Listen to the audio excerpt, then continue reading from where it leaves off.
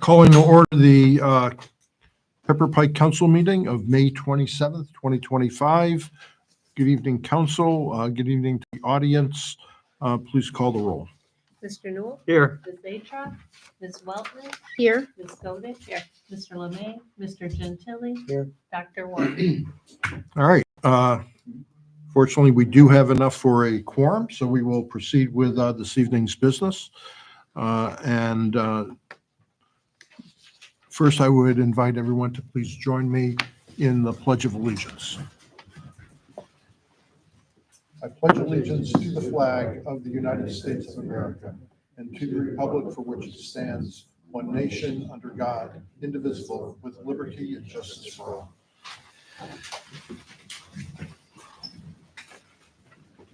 Thank you.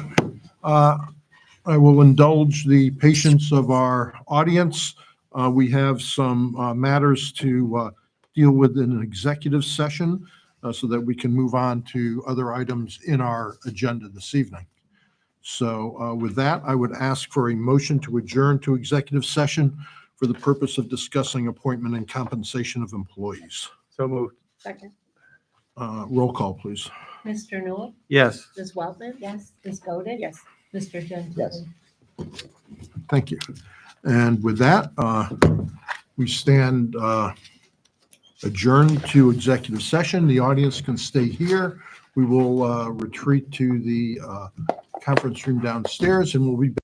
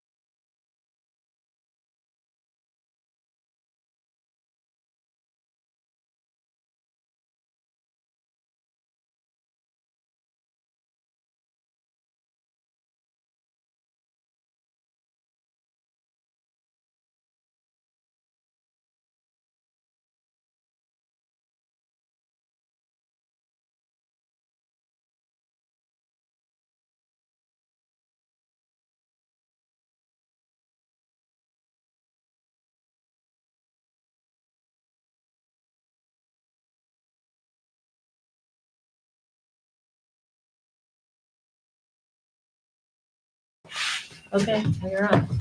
All right. We have adjourned the executive session and we are reconvening this meeting. Our first, thank you everyone for your patience, first of all. We are addressing the first agenda item, which is approval of the council minutes of April 8th and April 22nd. Could we have a motion for the approval of April 8th? So moved. Is there a second? Second. Roll call, please. Mr. Newell? Yes. Ms. Weltman? Yes. Ms. Godin? Yes. Mr. Gentili? Yes. Thank you. And next, a motion for the approval of the minutes of April 22nd, please. So moved. Second. Any discussion? Roll call, please. Mr. Newell?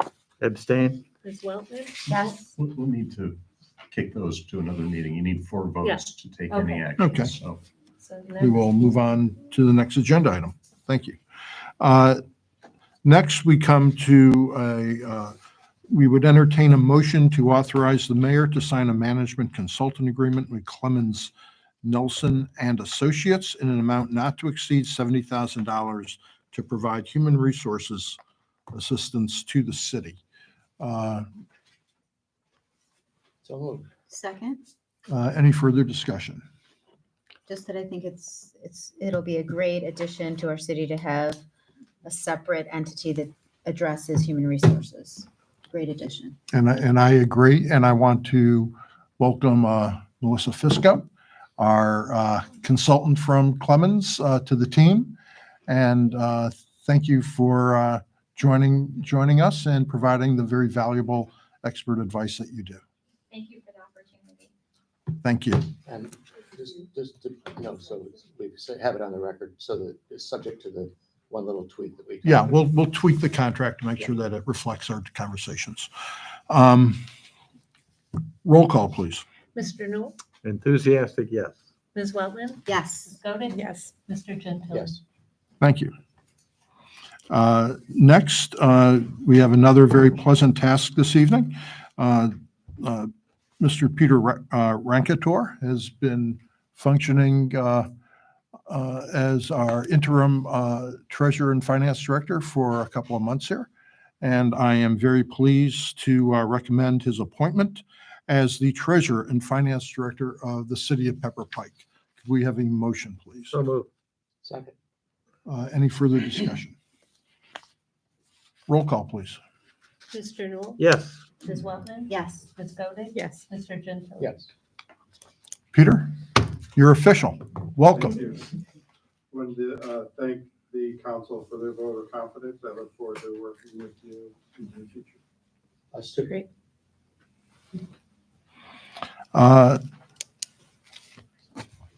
Next, we have look for a motion authorizing the police chief to purchase a 2025 Chevrolet Tahoe for an amount estimated to be $55,000. Chief, do you have any comments on this? Well, it's one of the 2 vehicles that we budgeted for this year. The first was the CRV for the detective. The budgeted total we put in for was $140,000. We'll be about 20 under for the year with this purchase. It'll also be outfitted by Hall Public Safety, which is the next item. All righty. I have to say that I was taken aback a little bit because our vehicles are costing $80,000 now. Chief, how does that compare to what's available on the market? I don't normally, I'm asked if it's a state bid or not, and this is not the state bid. It's maybe $1,000 to $2,000 more. But the current state bid dealership, you have to pay for the upfitting there, and that's where they get the money back. And we like the people that we upfit with, and it's a good price. So yeah, comparable, this is everything right now. This is how everything's working out with these vehicles in general. How much does the state bid dealership charge for the upfitting? I don't have the exact amount, but I know Lieutenant Colbert was sitting in for me. But it's more than the combination of these. Yes, they're getting their money back with the upfitting. Mhm. Okay. Are there any other questions or concerns of council? Do we have a motion? So moved. Second. Roll call, please. Mr. Newell? Yes. Ms. Welton? Yes. Ms. Godick? Yes. Mr. Gentili? Yes. All right, and following that up, we need to outfit this and pull the wire harnesses through and light it up. So that is by Hall Public Safety at a total estimated cost of $25,000. Can we have a motion? A second? Second. Any further discussion? Roll call, please. Mr. Newell? Yes. Ms. Weltman? Yes. Ms. Godick? Yes. Mr. Gentili? Yes. Great. You see, y'all had to wait, but now we're really rolling. Next, we're looking for the approval of a purchase of a 2026 Ford F-350 pickup. Mr. Service Director? Thank you, Mayor. This is a service truck that's going to be used by the Service Road Department. We have had this coming up in our proposed budget or our planned budget for the last 3 or 4 years. It's been moving up that way. We are doing a lot more. We have a lot more trailers. We need more pickup trucks to pull these vehicles around. We also have a trailer coming up that means that it is a lot heavier. So that's why we're going with the little bigger vehicles that we have in the past. The ones that we bought in the past were used for rubbish vehicles, a lot more lightweight. This is a lot heavier duty. It will be outfitted with a plow later on. This is coming through state purchase as it says here. So it's estimated around 50,000. Actually, it's a little less. We want to make sure we get all the gear on it that needs to be there. So Great. What is it replacing? it's actually not replacing a truck this year. The truck we took out of service last year was a truck that we were using to water flowers with. Needed to get downgraded real bad. So what we did is we downgraded another pickup truck that's already in our fleet, and we're going to use this for. So it's not actually replacing any one vehicle. Okay. Anything else? Can I have a motion, please? So I just, I'm so sorry. we'll end up with the same number of vehicles after we buy this as we had at the beginning of last year? Is Yes. that fair? Yeah, we just got rid of the other one in April of 24. Okay, so we were operating one vehicle. Yeah, we were now and operating third- one vehicle. Okay, yeah, okay, I understand. Thank you. A motion, please. So moved. Second. Roll call, please. Mr. Newell? Yes. Ms. Weltman? Yes. Ms. Godick? Yes. Mr. Gentili? Yes. Next, I'll let Don bring us up to speed. We want to tweak the asphalt program that was approved previously by council to authorize the spend to $1,275,675 for the project. Don, can you take us? Mayor, we did talk about this a little bit at the meeting last time we met. There was alternate pricing that we got to kind of clean up the intersection on Fairmount heading south by Kerrsdale. That was about another $100,000, $101,350 for the alternate items. There seemed to be an agenda, or council seemed to have thought that that was okay, but we didn't actually change the motion for the overall price. So I just wanted to make sure that we were totally clear on allowing us to do the alternate to pick up that additional asphalt. I think that's accurate. I think that we thought that if the work for the alternate needed to be done, they were still the cheapest, and that we should go ahead with that company. I don't know that we Right. were, maybe we didn't focus I on think the when amount. we actually passed the motion, it was to the base number, so I just wanted to make sure that we were all on the same I- page. Yeah, I think that's true. I think that's true, but just so everyone can hear it and so it's on the recording, can you just describe very briefly the additional piece of the project? Right, currently it's Fairmount Boulevard, starting at Brainerd and going east to Som. This is the section of Fairmount that runs sort of south and then west a bit through the intersection at Kerrsdale, Belgrade. And it's fairly wide, it's a lot of turnouts Yeah. and things like that. So we included that additional area, got the alternate price on it, it's a good price. And it's got some wear issues, so I think it makes sense to do it if we can. And when they do it, is it how much disruption, just out of curiosity? It's Not it's really relevant. a moving zone, so like they'll mill out stuff, but then they'll restore. At the end of the day, They'll everybody do drives a through lane it. by lane, kind of almost, whatever. Exactly. I know it's such a wide area, it's hard to determine exactly where. And most of it is just going to be what we call a mill and fill, so we'll take a Okay. couple inches off, maybe do a few small repairs and then put it back. Put it back on. Okay, sounds good. Okay, can we have a motion? So moved. Second, Roll call, please. Mr. Newell, Yes. Ms. Weltman, yes. Ms. Godin. Yes. Mr. Gentili. Yes. And next, we are seeking a motion to authorize the city engineer to start the bid process for the South Woodland Road pedestrian trail. Don?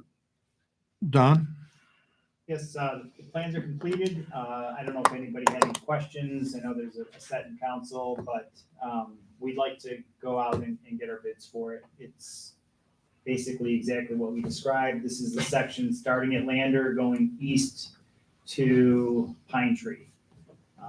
And we will, it's the walk, some drive aprons. It's the same stuff that we did on Lander Road, really. And what's the engineer's estimate on that one? I apologize, I don't have it in front of me at the moment.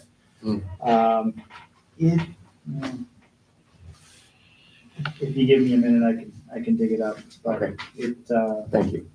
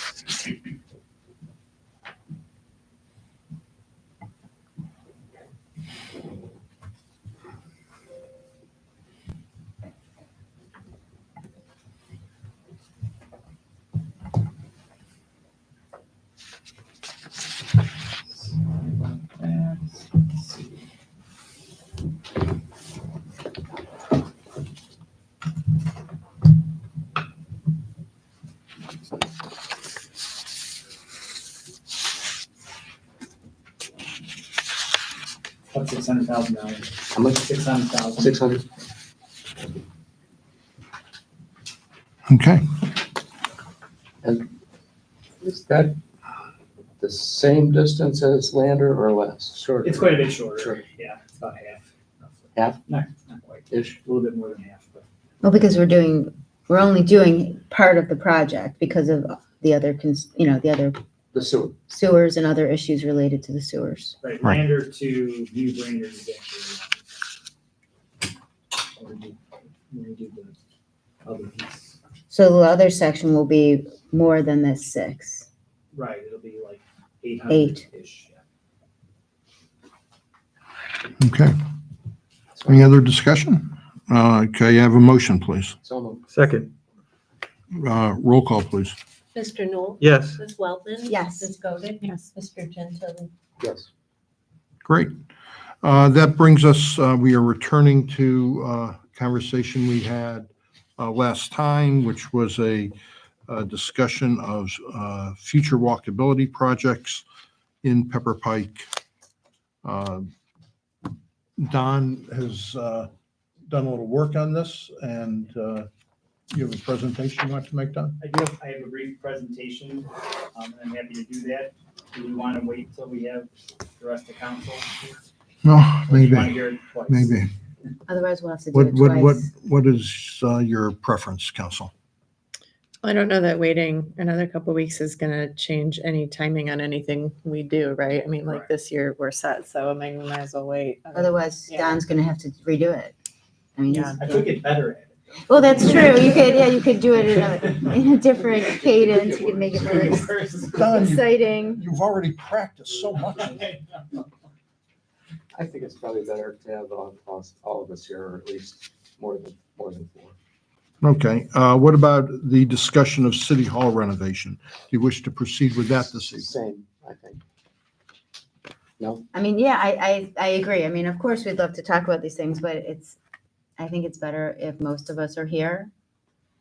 All right, I that's something that, you know, I would just say that, you know, if this becomes a big topic, the city hall renovation, and we can do this next time, I'm not saying we have to do it now.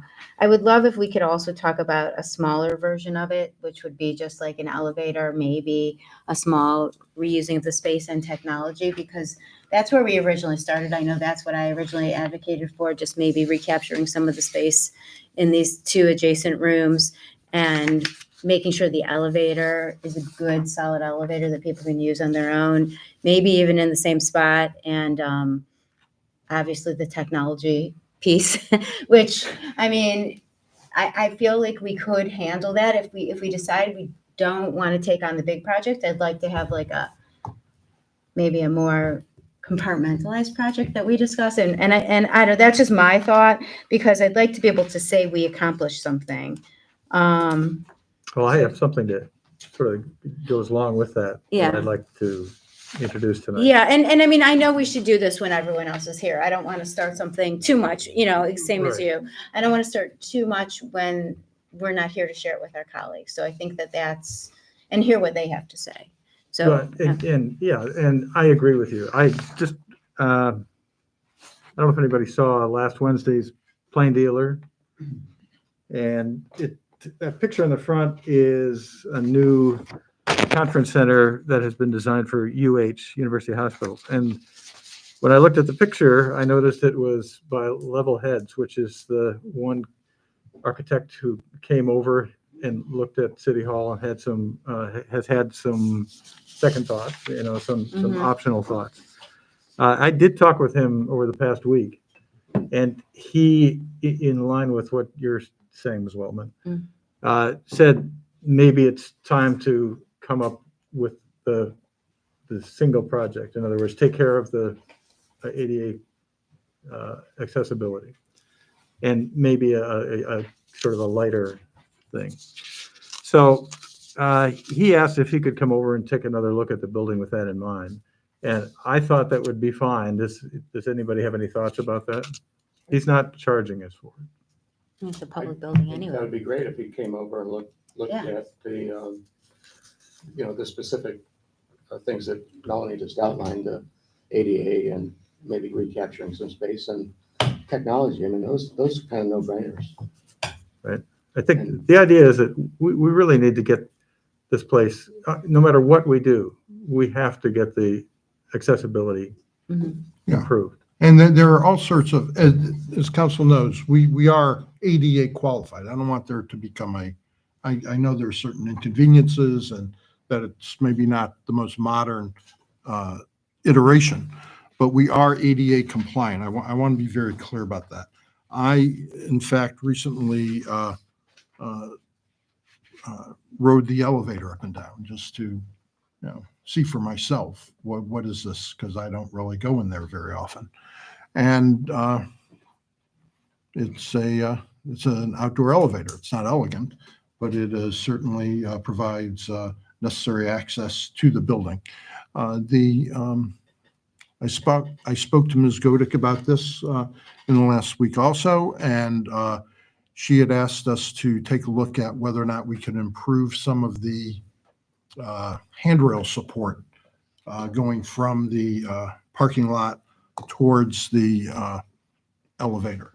And we're looking at that to see if we can accomplish that as some of these interim type things, just to make it, all the more welcoming for someone who would need assistance. And I also spoke with, so that's underway, taking a look at that. I also spoke with Hassan Gardezi, our chair of our architectural review board, about this whole idea, because there are a lot of ideas here that have been, at least broached, going from the $1.5 million project suggested, or thereabouts suggested by Mr. Deutsch and the Bialowski Group, the $2.5 million project that Levelhead had. I just want to, if I can sort of tamp that down a little bit. I know people throw out the $2.5 million figure. but that was part of a vast. Right, he range was of very things. conceptual. I'm not trying to Yeah. stick him with that number. Right. I'm just saying Thank that was sort of his conceptual number. I don't that he want him put to out. be stuck with that. Yeah, it Um, was inclusive of, I think, every possible thing, including Yeah. technology, which some other Right. And projects. an might not. additional Well, building. too. well, that's true, but actually it did not comprehend, as I recall this conversation, the front ADA access, so that could be a different figure. We also had a conversation with Mr. Newell where we talked about, well, maybe we should, rather than renovating this building in total, look to the adjacent lot. And that was sort of, in a broad way, what I had the conversation with Mr. Gardesi about. And Hassan said, well, what you really need perhaps is a master plan for this, limited amount of the campus. And that's a big ticket number. He said that could be anywhere from $250,000 to $500,000, that sort of project. So that's a whole other layer of conversation that I think we'll need to have. So this is not going to be solved in a single conversation. If 80, to Ms. Weltman's point, if ADA is something that can be improved in some limited way without making some enormous investment in it, with the idea that it's probably going to get torn out ultimately anyway, maybe or maybe not, depending on what the But final maybe plan not is. if we came up with. Right, enough right. plan. It all depends, but you also don't want to spend some huge amount of money and lock yourself into No, an of ADA course. alternative that, gee, that's really not what we would We'd have have to be preferred. confident that this plan could last us a long enough period of time to make it work. Right, So right. that, I think, but it would be a way of looking at it, that instead of looking at it, so something so grand, which is where we actually originally started not looking at something quite as grand, looking at a space redesign or a modest addition and a bump out elevator, which is exactly what the high school did. They were ADA compliant with their elevator that they had, but they wanted to have the new ADA compliance. And so they have an elevator that is behind their building that juts out because the shaft as it stood wouldn't hold it. So it is doable. I mean, in the same place probably, but I would love to hear from an architect. These are all, all of us throwing out ideas. Right. Are just people who have, Right. common knowledge. The one thing we common can agree on experience. is that none of us are architects. Exactly. So, The one thing I would like to say too is that I've seen it, some people saying that council is looking to spend a ton of money on fancy new digs, basically. That is not the goal here whatsoever. The goal here is to improve our accessibility. And Pepper Pike needs to be better than what we are right now as far as this building goes. Yes, it's compliant, but Mayor, I'm sure you agree, we can do a lot better than that. yeah, and what I really want to emphasize, taking off from what Scott just said, is that this is not about merely giving city council new digs or bigger digs or anything like that. This council chamber, I'll just remind council and everyone else, is only this area of an entire building, and there is a building department that sits underneath us. There's a conference room and a community need, I think, for some greater community space for this building or some other building. So this is more than a council chambers evaluation that has to occur here. That's what that's simply part of the whole picture that we have to be looking at and evaluating. Yeah, and I think Mr. Newell's point is spot on. Council really isn't contemplating the size of its chambers for any purpose of council.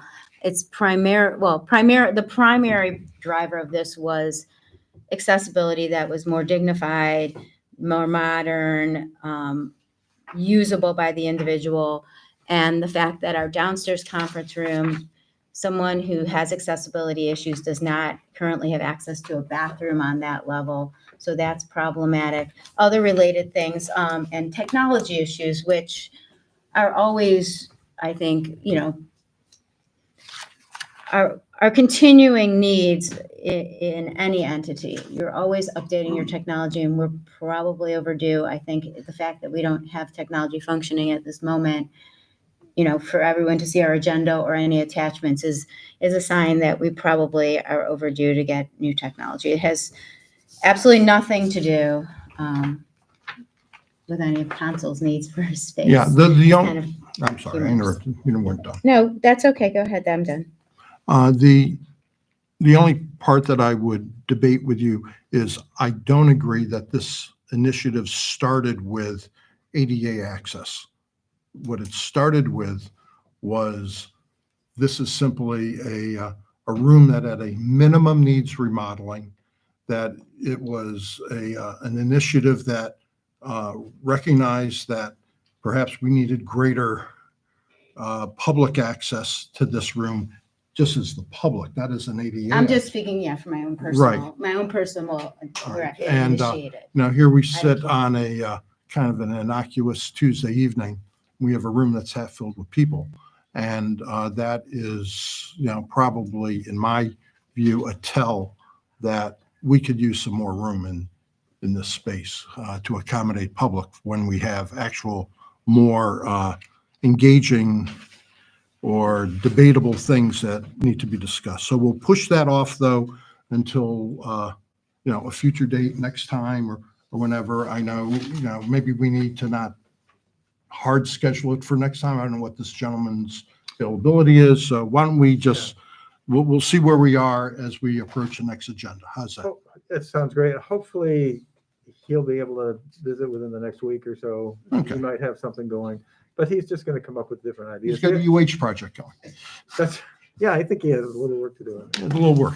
All righty, good. Scott, Can I ask real quick? Sure. Did you mention to him the idea of a standalone council chambers at all? Yes. Oh, okay, great. Okay.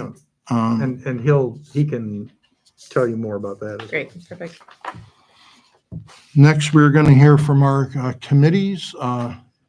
Ms. Godick, you had a finance committee meeting this evening? Good. Peter's inaugural committee meeting, and it was great. He really walked me through the things that stood out to him from the financial reports for the month. Focused a lot on the revenue side of things. His point was, this is something you can't necessarily control. It's sort of controlled by outside economic factors. So we're up 2.6% from 2024 year to date, overall, driven mostly by property taxes and the reevaluation there. And then next month will be a big month because of income tax payments coming in April. So that was all really interesting. He said he's planning to meet with the investment team at Fifth Thirds to review the city's investment policy with an eye towards a little bit more flexibility in what that policy says we can invest in, potentially adding out-of-state options, high-grade corporate options, which, to me, that makes a lot of sense. Obviously, we're really constricted statutorily by what we are allowed to invest in, and only obviously like very safe, high quality instruments. But within that, there's still, it sounds like, some room for movement. But the state has broadened the categories Yeah, that okay. we can invest in, Great. and doesn't mean we should go into them, but. Right, I but mean, they worth are- they worth are talking options, about, things that can be sure. looked at. Yeah. And those are kind of the high points. Okay. I just wanted to say, I didn't have a chance to get to the meeting, but I really appreciate the new cash and investment report. Mhm. I think that it takes us back to somewhere we used to be, and gives us much more information, and I thank you very much for updating that, and the format was great. Appreciate it. And there was other information on there that I thought we didn't have before, but to know that we are investing 95.5 or 90.5.9%, I can't remember off the top of my head what that was, but that's right there on the sheet, and it's helpful to know that, and I appreciate that. Thank you, Peter. I just wanted to say that I very much appreciated the narrative part of your report, that you brought information to us about trend data that Jackie mentioned, and giving some explanation as to why you think that was happening. So, I think you said 2.3%, increase in where we are with revenue. I also really appreciated that you've already been here and you've looked into some of our funds, being in non-interest bearing accounts or very, very low interest bearing accounts, and working on seeing if you can find interest on that money, treating that money as if all of it matters. It's the people's money, it's the community's money. And I know that's long been a concern of several of us on council. So I greatly appreciate that you've already been here and you're already looking into that. To me, it was, it was a very positive meeting to watch. Thank you. And again, well done, Peter. Department heads, anything to report? Okay. Snow plows are off, Mr. Azat? You finally gave it up? You don't think it's gonna snow again? They're done. All right. We'll be finishing off Gates Mills Boulevard, I would assume, in the near future. They're moving along on that, probably within the next couple of weeks, they'll get most of the paving work done, so we should be buttoning that up here. Okay, great. Then we'll have Fairmount will start in early August. We will have our sewer work starting, Chatham, Brewster, those streets over there. The Shaker 2A project will be starting sometime in June. That should be- Sending out a letter to the residents to give them a little bit better estimate on the timetable. Instead of, hey, somewhere over the next 6 months, we're trying to target it a little bit more. All right, should be a busy construction season. Thank you. Don, I had a question on that. I know some of the stonework had varied from the original plan and it was higher, and that was a concern in a couple spots. Were we able to adjust that and put it back to where it was supposed to be? I think On the mounds, on some of the stonework, I think on some, and maybe on some of the mounds, there were, fall risk issues, or there were variations, I think. I think you discussed it on one of them, on some of the stone. yeah, I don't. I don't know that remember. we have- The stonework was higher than in the design. Yeah. There are areas where the stone match, it goes up the grade. So there are areas where there are some steps where the landscape architect, when they designed it, had some of it very flat and didn't really look at the natural terrain as much. So there are areas where it steps up and then steps back down. So do we have any fall risk issues or? No. No. We have taller walls in the circle right now. Right. It's not a playground. I mean, anybody can, I guess, climb up something and jump off of it, but I don't know that there's this fall risk discussion. Okay. Yeah, we have all right, I will move ahead then to my comments. Next time, we should be having for council a new agreement. It's their 5-year annual renewal of the solid waste management agreement that we have to enter into, and Mr. Byron will be working on that, I guess. And Mr. Advent will be able to explain at that time any changes. I don't know that there are any dramatic changes in it, but it's a renewable agreement that we have to get to. So that should be in front of council, perhaps next time we're together. Yesterday, we had an extremely successful, in my opinion, Memorial Day commemoration. It was first, the attendance at it was perhaps more than double, maybe triple of what we have seen at prior commemorations. So I think that the community had just a wonderful turnout for it. And it was, I'm very glad of that because it's such an important commemoration that we engage in. I want to thank Colonel Robert Rice, who's with us this evening, for some really moving comments and remembrances that he had for a number of comrades of his throughout his 29 years of service in the Marines. And it was really very moving. We also had Father Joe. Francatelli. Yeah. And Father Joe was, again, he had been the Catholic pastor at Arlington National Cemetery for 2 years following his service in Iraq and Afghanistan, and how a Catholic priest ends up with a Bronze Star was not something that he had to engage in that conversation at a ceremony like this, but obviously it was valorous service that he offered to our country, and it was a privilege to have Father Brancatelli here with us at the ceremony as well. Thanks to the Orange High School Band, who had its annual turnout, and just to remind everyone, school is already out, and these kids show up. They practice and they show up for this event. Director Duval finds this a very important event that he wants his students to be engaged in every year. And they get a lot of value out of it as students as well as musicians.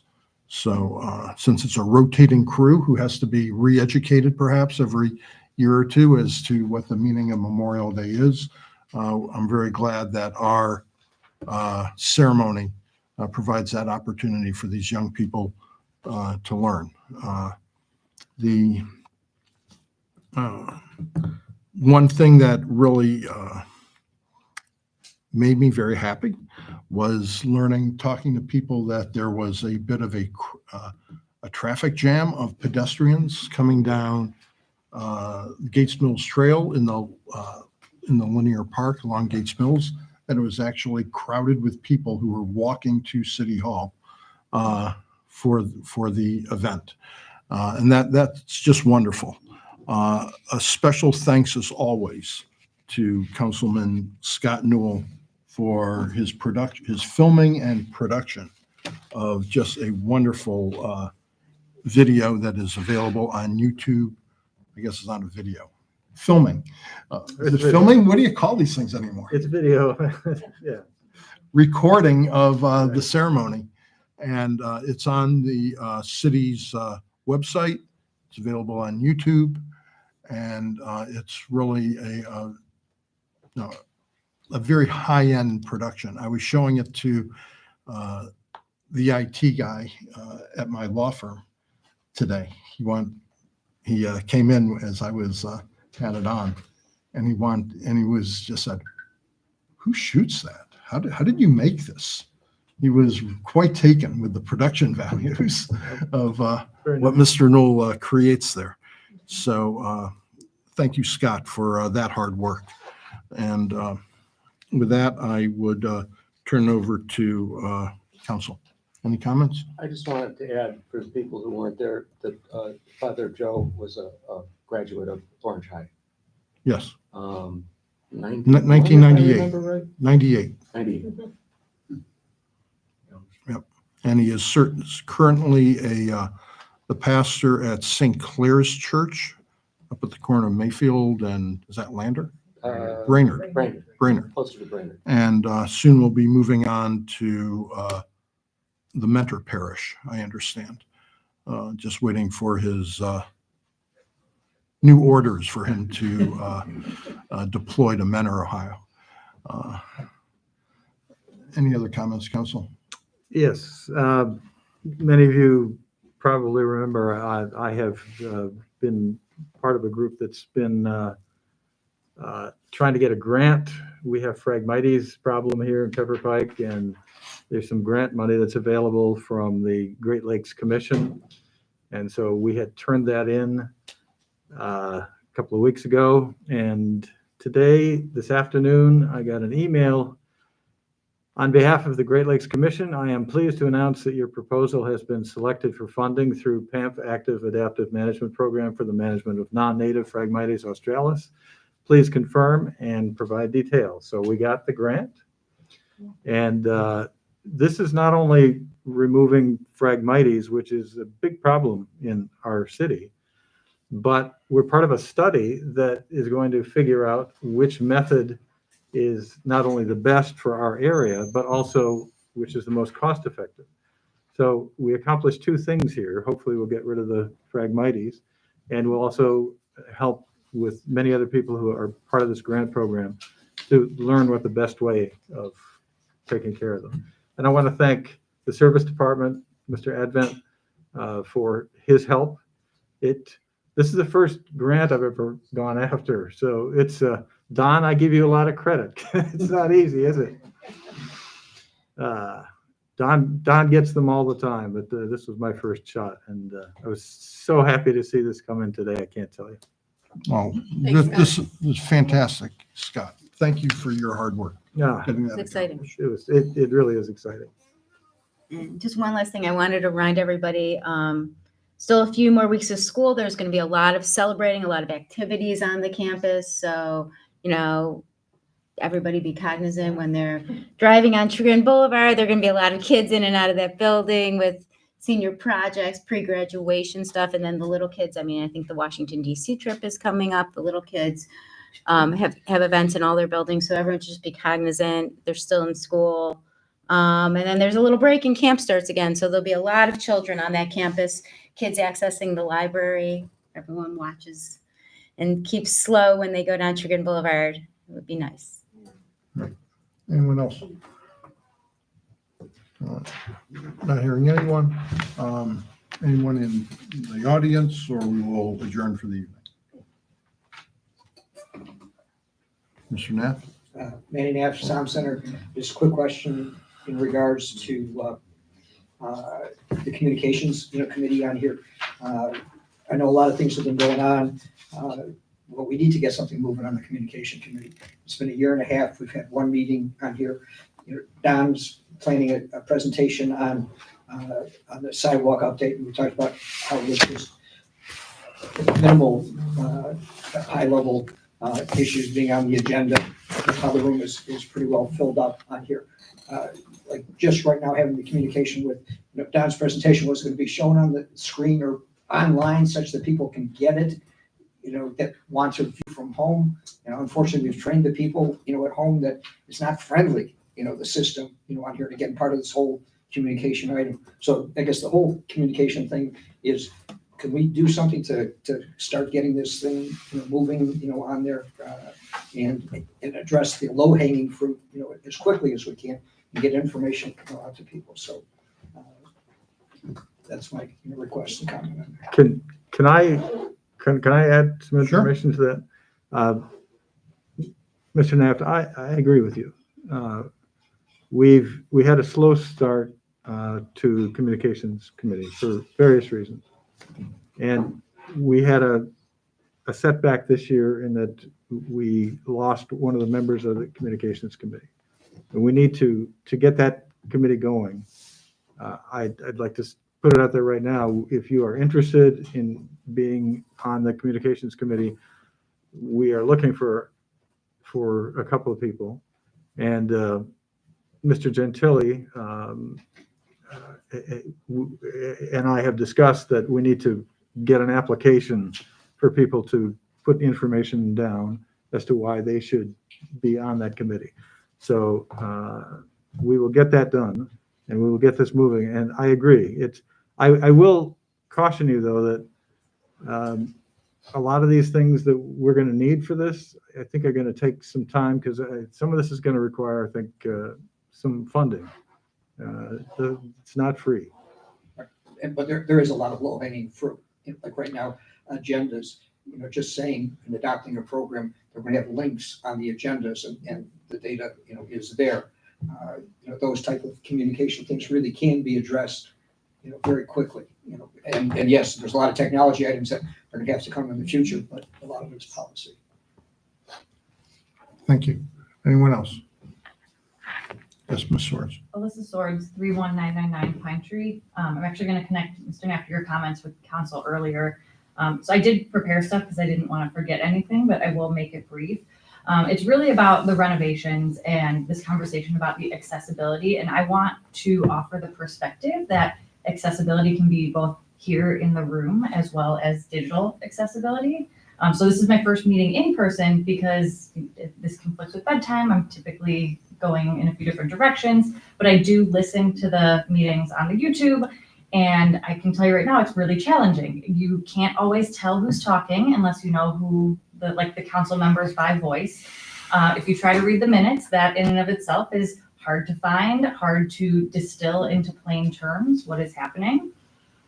So I just think there is really there's also no way for me to ask a question, right? Like if I'm at home, there's no way to contribute unless I get here, which it felt important enough to definitely do today.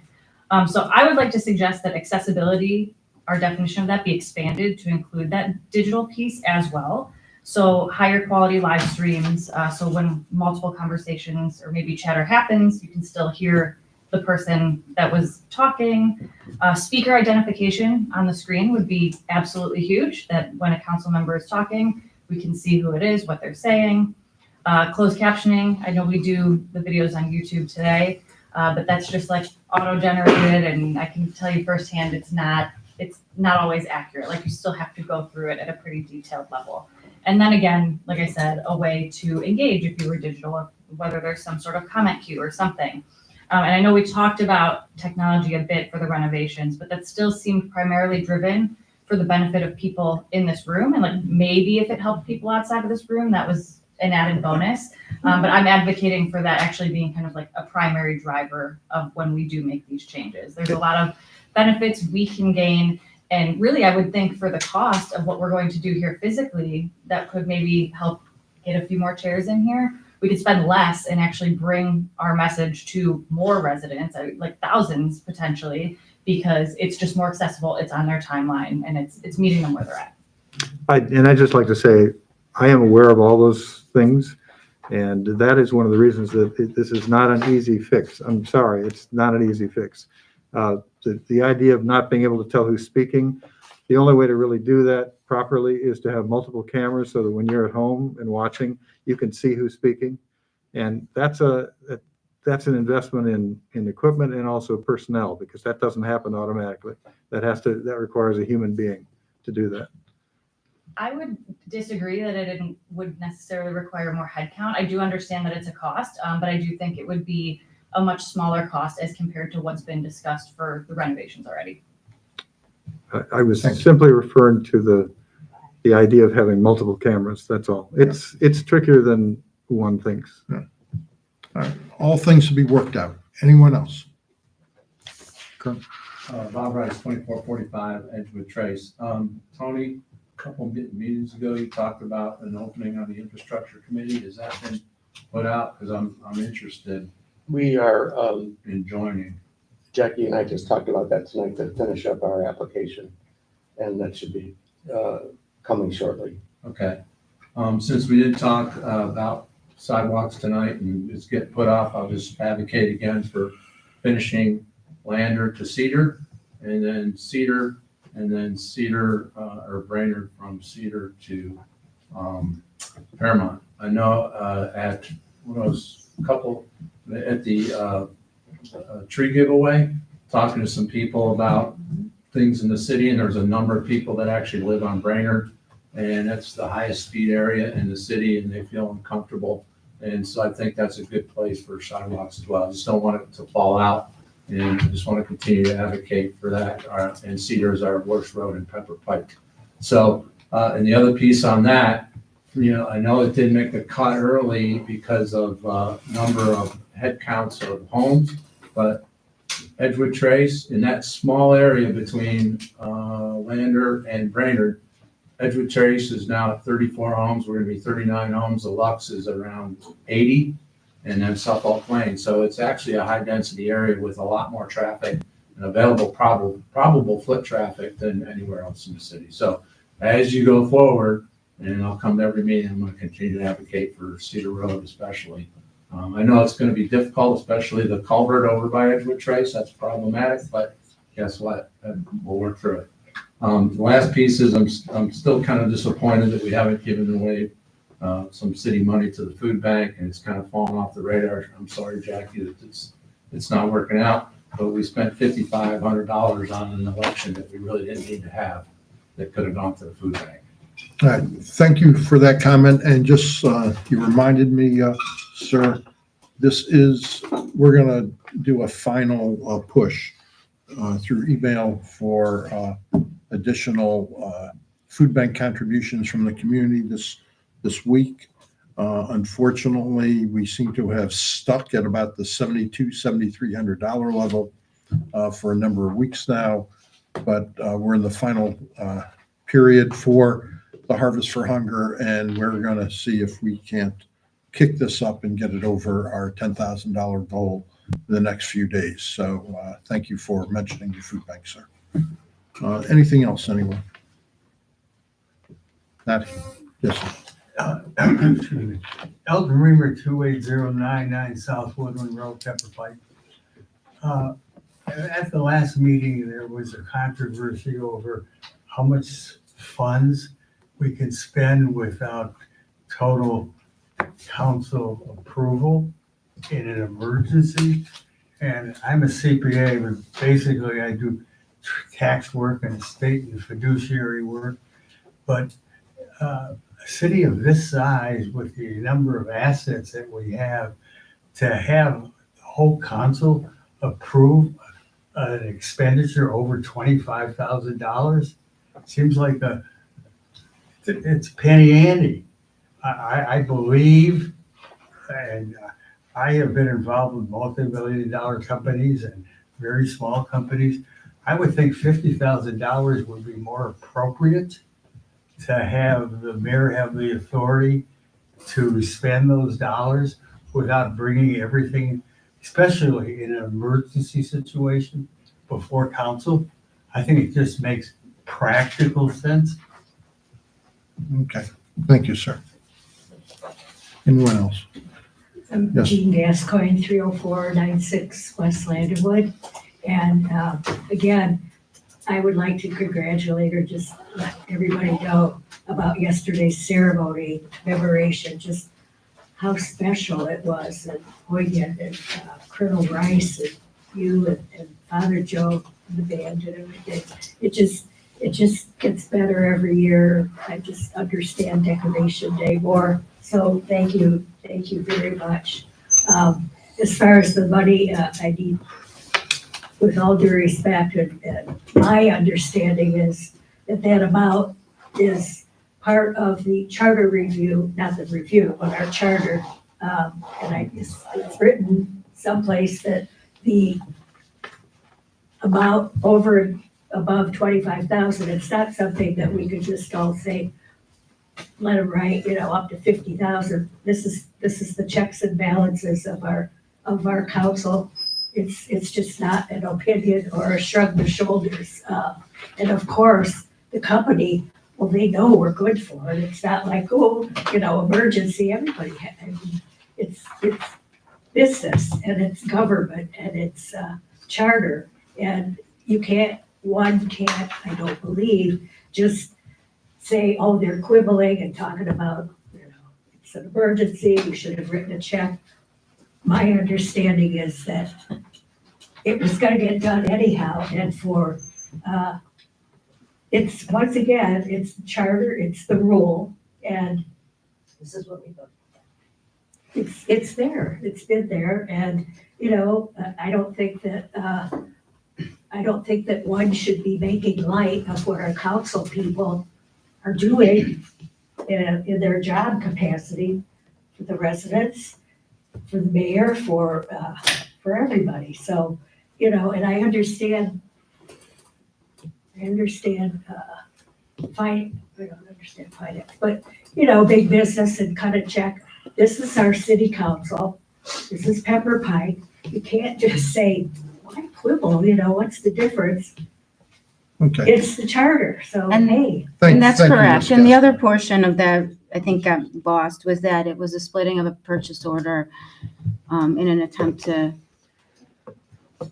for lack of a better word, conceal violation of our ordinance and therefore not be visible to council. So therefore, purchase order was split on a singular project. It could have been a much larger project. The idea of splitting purchase orders to compartmentalize a project, thus circumventing fiscal restraints, is highly problematic. And I don't anticipate that happening going forward, but it happened.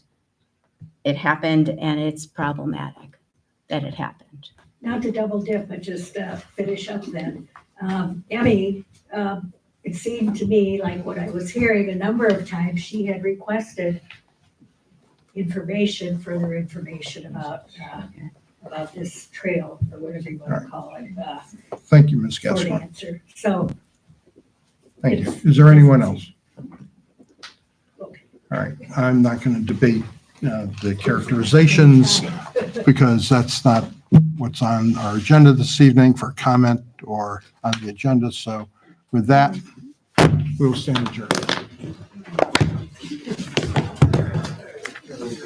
Save